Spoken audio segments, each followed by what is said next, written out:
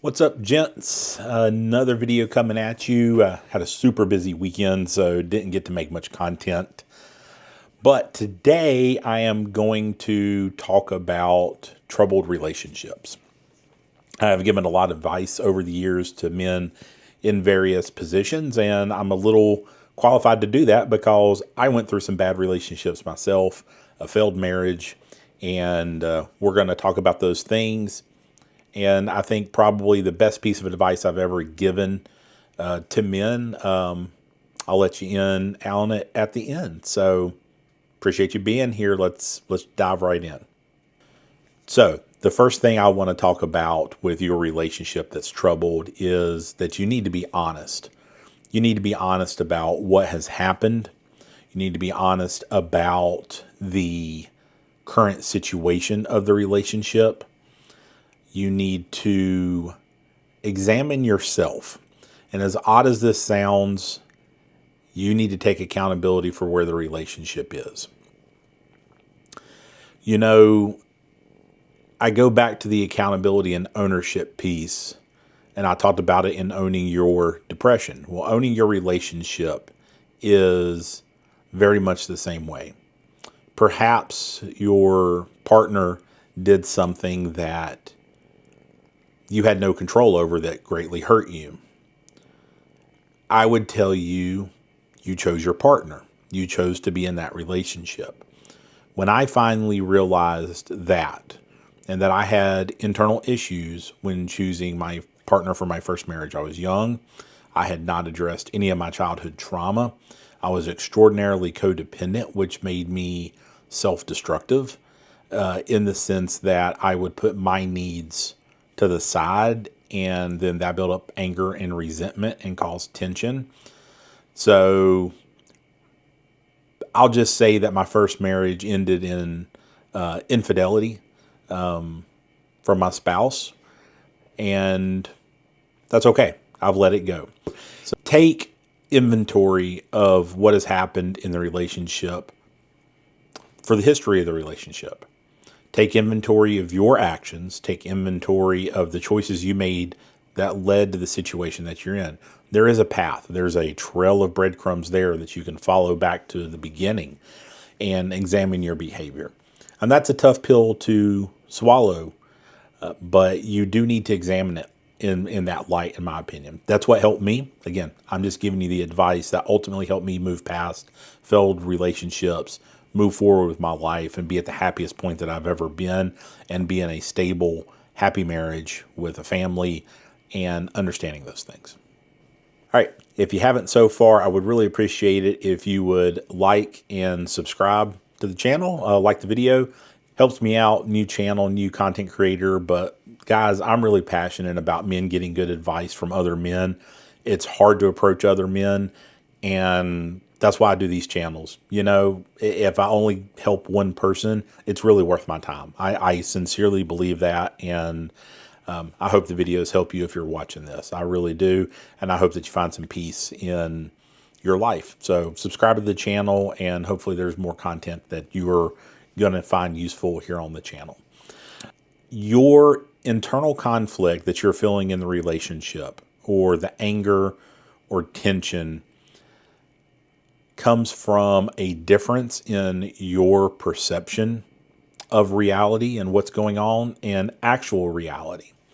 So I used to be a police officer, and one of the things we learned in conflict resolution and de-escalation training is just that there is a reality of a situation, and then there's a person's perception of the situation.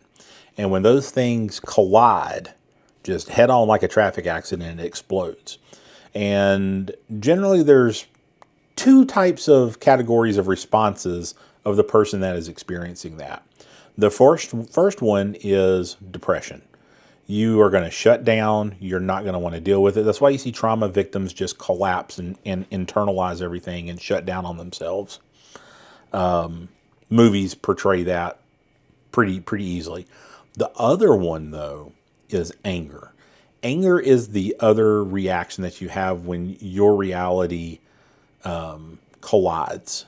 And I would tell you, so I now work in retail, and I worked in retail in the public. during COVID. And we saw that a lot. People who normally were calm, regular customers, when we started implementing the measures of distancing and the plastic shields and all of that stuff, limiting the number of people into stores, you saw people who did not want to admit to the reality of the situation. This is not a commentary on COVID, by the way, so don't blow up my comments. I'm not going to get political. I have my thoughts, but just hear me out. So the reality of the situation was many of these things were required by law. They were required by employers. So the employees, if they wanted to keep their jobs, had no choice but to do these things. It was just another job task. And a lot of these people became very angry. Speaking firsthand again, like the public became angry that these things were being done because it was out of their control. So their reality of being in control of their life conflicted with the actual reality that there were certain things they could not control. There was restaurants they couldn't go to, there's shopping they couldn't do, they couldn't go to work. So that anger came out at that point. So when you take that principle and you apply it to a relationship, if you're feeling depressed or you're feeling angry, I need you to understand that that's kind of the root of that conflict. You can say it's the other person's action or inaction, but the truth is you're feeling those things because you're conflicted about the reality of it. All right. The piece of advice that I've given to so many men, and I'm going to unpack it a little bit, is this. When you examine your relationship, whatever the problem may be, and you are trying to determine what you need to do, I'm going to tell you this. Your relationship can now never be what it was. You need to accept that. So think about that. It could be minor. It could have been a heated argument. It could have been misused money. It could have been infidelity. Could be non-commitment. Just so many things. But once that line is crossed to the point that you're having trouble and it's conflicted, then you need to understand that you cannot erase that. That's now wired into your brain that these things have occurred. It's also wired into your partner's brain that these things have occurred. So that really leaves you with the choices of, can you live with it the way it is currently? I would imagine probably not. That's why you're watching this video, is that it is a troubled relationship and you're unhappy, your partner's unhappy, and you're trying to figure out what to do. So if you cannot live with the situation the way it is currently, then do you see a path forward? Right? That's where this leads to. And the path forward could look like a lot of different things. It could look like, I think if we go to counseling, we can patch it up. I see the path that we just need to talk it out. And I see the path that this is going to continue, which is a negative path. And I see the path that I'm not going to be happy or my partner's not going to be happy unless we split and end the relationship. Those are all viable things. It might work out, it might not. I'm not telling you which one to do under one circumstance, and I'll get to that in a second. And then I have some pretty specific advice to you. So you need to kind of say, is there a path forward? And if you believe there's a path forward, what are the steps necessary to travel that path? Okay, so it can never be what it was. Am I happy with it now? Do I see a path forward?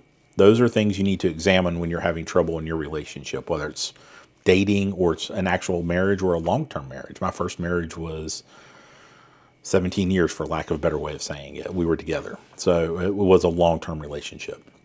The one piece of advice where I'm going to tell you to end the relationship and move on is when it's damaging to yourself. And I mean truly damaging. Society does not think that men can be abused. Men absolutely can be abused. And there are different types of abuse. And they look a little different than what you may think. So there's obviously physical abuse. I think, I know personally of men that have been physically abused by their significant other.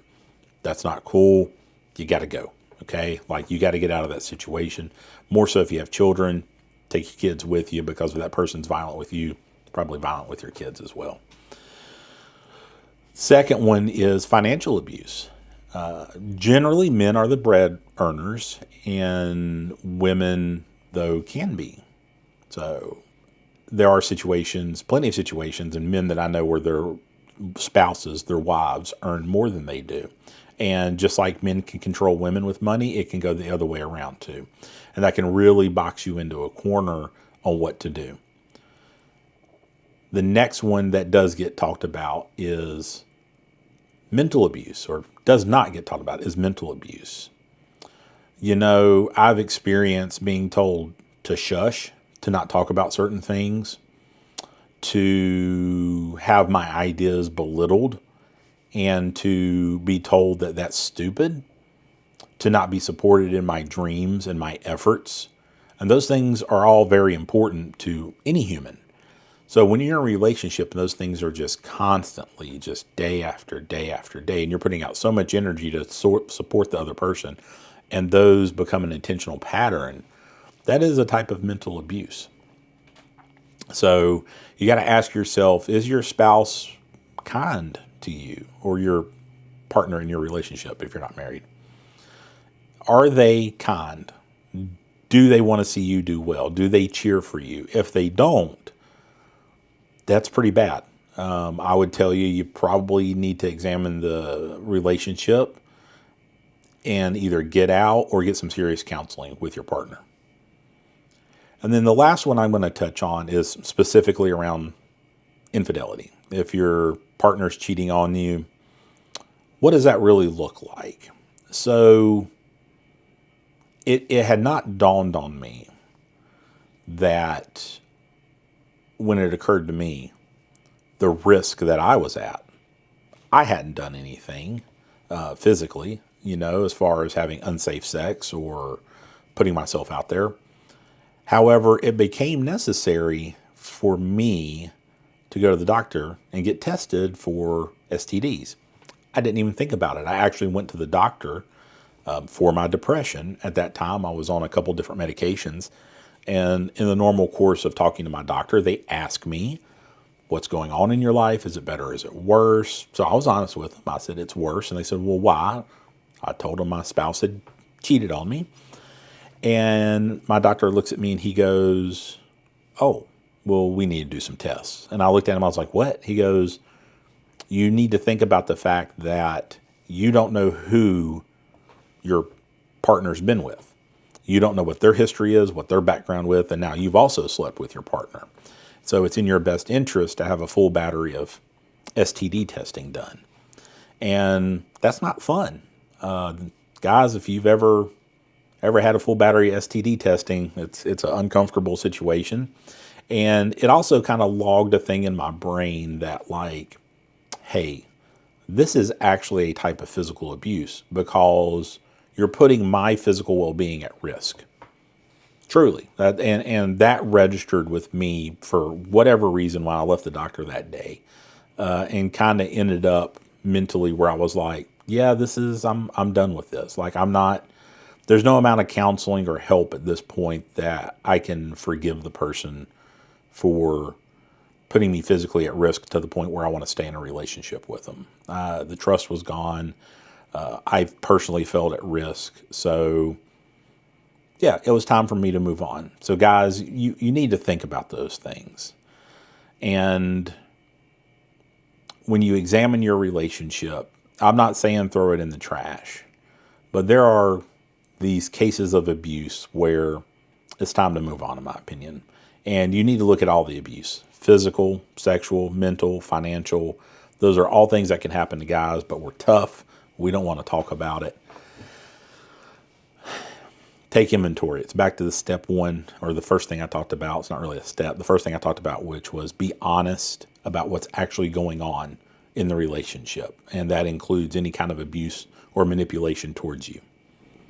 Sorry that you are going through this. If you're watching this video, I have been there. Failed marriage, dating, and now I'm in a happy marriage. and have been for, what year is this? 2025, 9 years. So I've been married 9 years and have 4 wonderful kids now, and just absolutely wonderful life. So it can get better if you're going through this. I know the heartbreak. I know the pain. I know the toll it plays on you, depression. I know what it causes at work where you can't concentrate. Best thing you can do is take action to either fix it, get some therapy, get some couples counseling, or to just go ahead and move on. And it's probably not something you can work out on your own. It's a lot like depression, where if you could have fixed it by yourselves, then you would have. It's time for some professional help or to end the relationship. All right. Again, like, subscribe. Appreciate you guys. Hope this video helps you out if you're trying to figure out what to do in your relationship or really examine it.